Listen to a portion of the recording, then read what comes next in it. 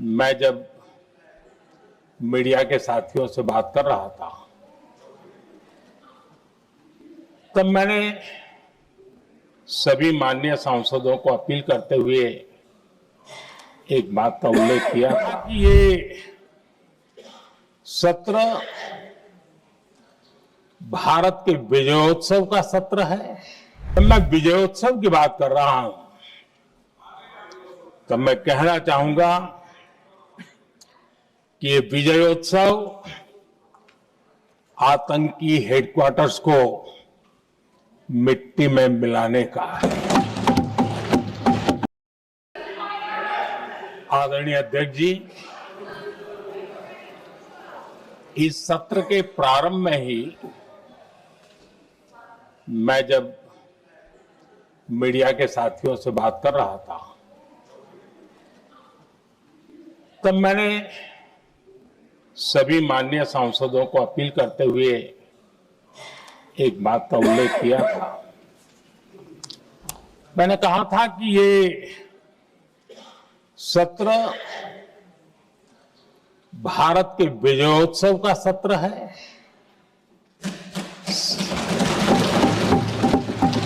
संसद का ये सत्र भारत के गौरवगान का सत्र है।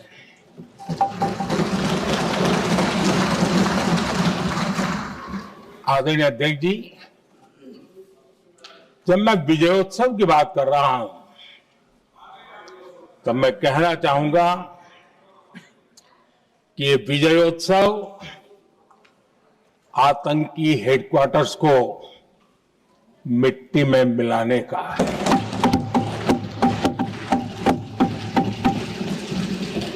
जब मैं विजयोत्सव कहता हूं तो ये विजयोत्सव सिंदूर की सौगंध पूरा करने का है।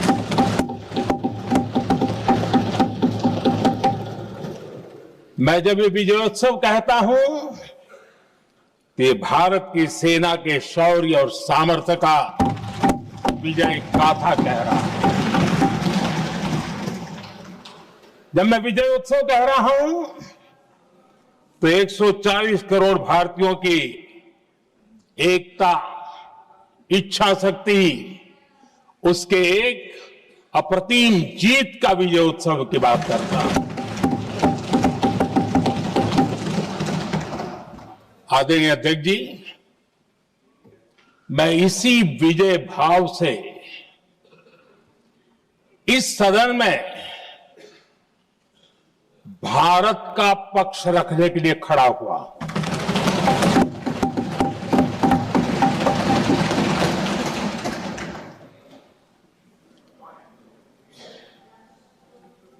और जिन्हें भारत का पक्ष नहीं दिखता है उन्हें मैं आईना दिखाने के लिए खड़ा हुआ।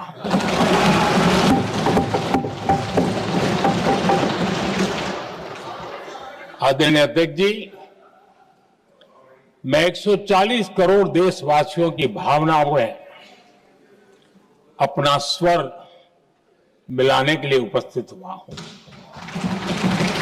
ये 140 करोड़ देशवासियों की भावना के जो गूंज है, जिस सदन में सुनाई दी है, मैं उसे अपना एक स्वर मिलाने खड़ा हुआ।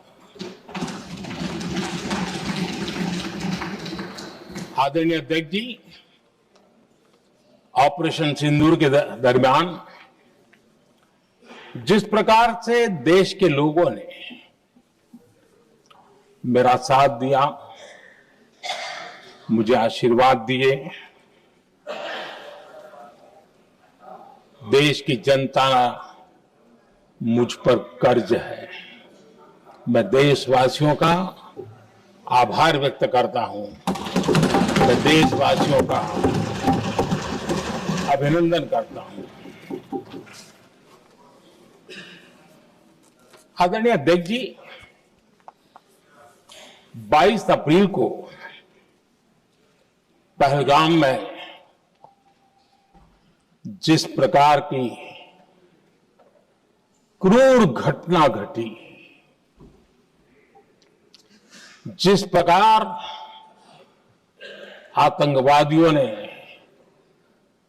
निर्दोष लोगों को उनका धर्म पूछ पूछ करके गोलियां मारी, ये क्रूरता की पराकाष्ठा थी। भारत को हिंसा की आग में झोंकने का ये सुविचारित प्रयास था। भारत में दंगे फैलाने की यह साजिश थी। मैं आज देशवासियों का धन्यवाद करता हूं कि देश ने एकता के साथ उस साजिश को नाकाम कर दिया।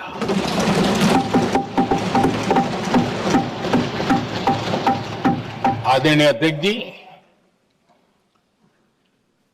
22 अप्रैल के बाद मैंने एक सार्वजनिक रूप से और विश्व को समझ में आए इसलिए कुछ अंग्रेजी में भी वाक्यों का प्रयोग किया था और मैंने कहा था कि हमारा संकल्प है, हम आतंकियों को मिट्टी में मिला देंगे।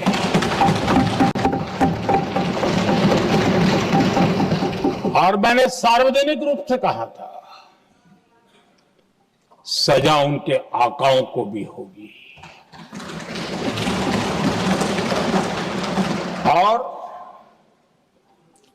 कल्पना से भी बड़ी सजा मिलेगी।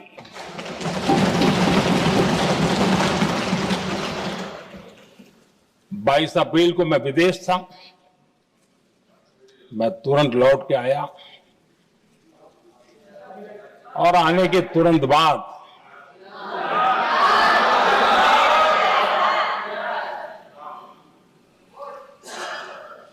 मैंने एक बैठक बुलाई और उस बैठक में हमने साफ साफ निर्देश दिए कि आतंकवाद को करारा जवाब देना होगा और ये हमारा राष्ट्रीय संकल्प है।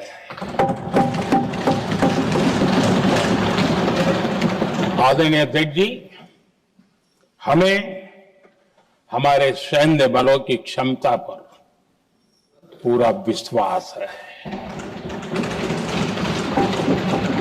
पूरा भरोसा है उनकी क्षमता पर, उनके सामर्थ्य पर, उनके साहस पर। सेना को कार्रवाई की खुली छूट दे दी गई और यह भी कहा गया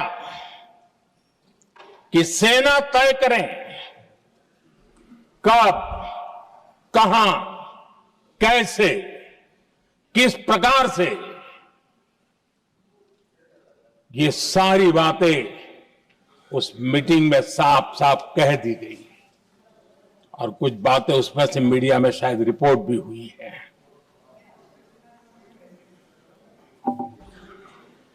हमें गर्व है आतंकियों को वो सजा दी और सजा ऐसी है कि आज भी आतंक के उन आकाओं की नींद उड़ी हुई है।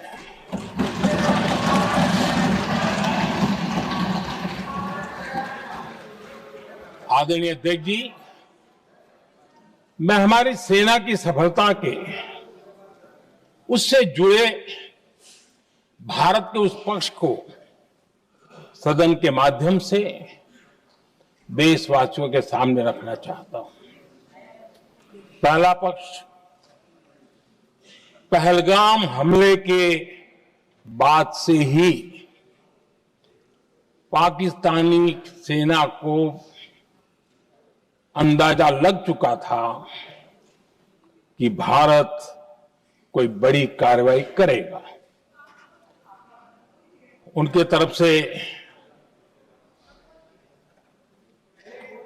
न्यूक्लियर की धमकियों के भी बयान आना शुरू हो चुके थे।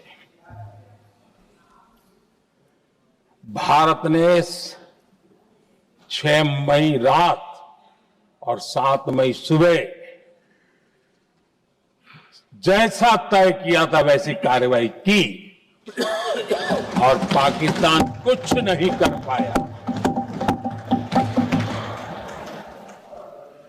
22 मिनट में 22 अप्रैल का बदला निर्धारित लक्ष्य के साथ हमारी सेना ने ले लिया।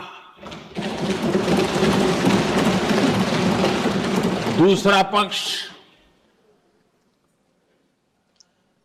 आदरणीय अध्यक्ष जी, पाकिस्तान के साथ हमारी लड़ाई की तो कई बार हुई है, लेकिन ये पहली ऐसी भारत की रणनीति बनी कि जिसमें पहले जहां कभी नहीं गए थे वहां हम पहुंचे। पाकिस्तान के कोने कोने में आतंकी अड्डों को धुआं धुआं कर दिया गया।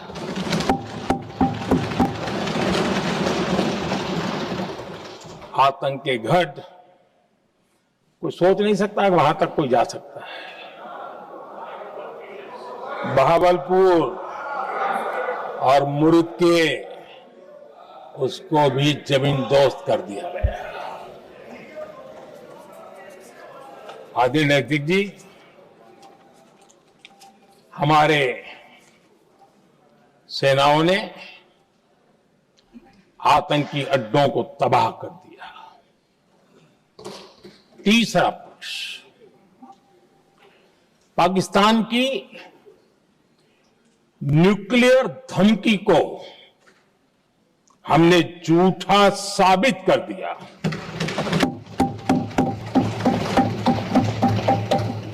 भारत ने सिद्ध कर दिया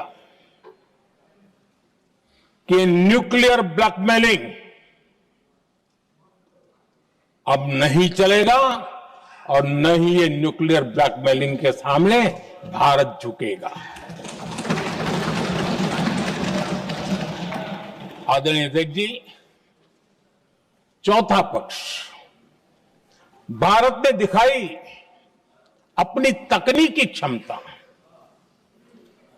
पाकिस्तान के सीने पर सटीक प्रहार किया।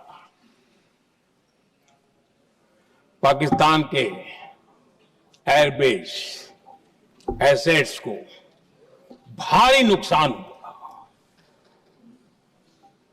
और आज तक उनके कई एयरबेस आईसीयू में पड़े हैं। आज टेक्नोलॉजी आधारित युद्ध का युग है। ऑपरेशन सिंदूर इस महारत में भी सफल सिद्ध हुआ है।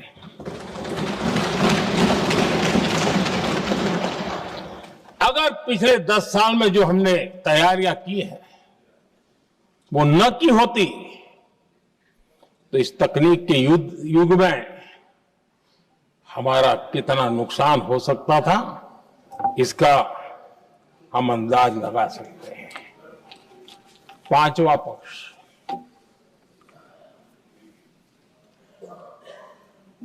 ऑपरेशन सिंदूर के दरमियान पहली बार हुआ जब आत्मनिर्भर भारत की ताकत को दुनिया ने पहचाना।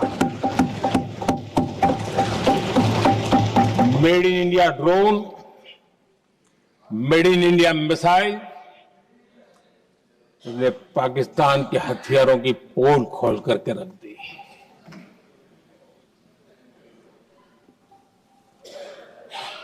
आदरणीय अध्यक्ष जी, और भी एक महत्वपूर्ण काम जो हुआ है, वैसे जब राजीव गांधी जी थे उस समय उनके जो एक डिफेंस का काम देखने वाले एमओएस थे, उन्होंने जब मैंने सीडीएस की घोषणा की तो वो बहुत प्रसन्न होकर के मुझे मिलने आए थे और बहुत बहुत प्रसन्न थे वो। इस समय ऑपरेशन में नेवी, आर्मी, एयरफोर्स